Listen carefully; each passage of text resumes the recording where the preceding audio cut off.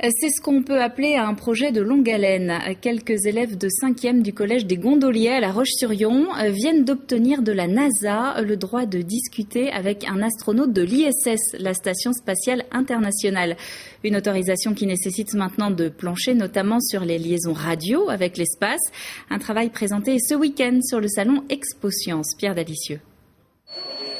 Expo Science, première étape pour ces élèves d'un projet complètement fou. Car tenez-vous bien, à 12 ans, ces collégiens ont l'intention d'entrer en contact avec des astronautes dans l'espace. Donc en fait, là, dès qu'on envoie les ondes radio, il y a des petites billes à l'intérieur qui se resserrent. Et ben ils sont dedans, c'est bien, c'est sympa. Alors, c'est pas trop évident parce que c'est minutieux et puis faut avoir de la concentration.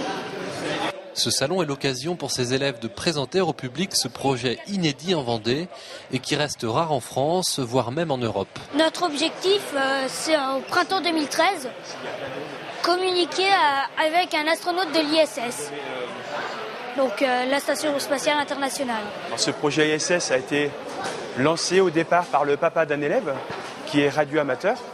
Il nous a proposé, donc, à nous, collègues de sciences physiques du collège des Gondoliers, d'essayer de rentrer en contact avec un astronaute présent dans la Station spatiale internationale.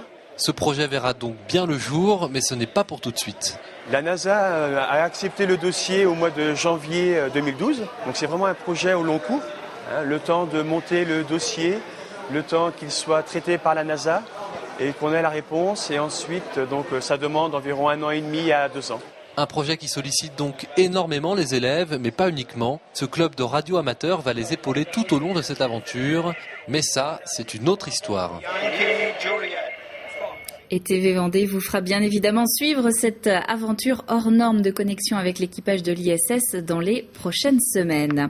Un mot sur le mouvement de grève des surveillants pénitentiaires. Une dizaine d'établissements sur les 180 qui existent en France étaient bloqués aujourd'hui. Les surveillants protestent notamment contre la dégradation de leurs conditions de travail.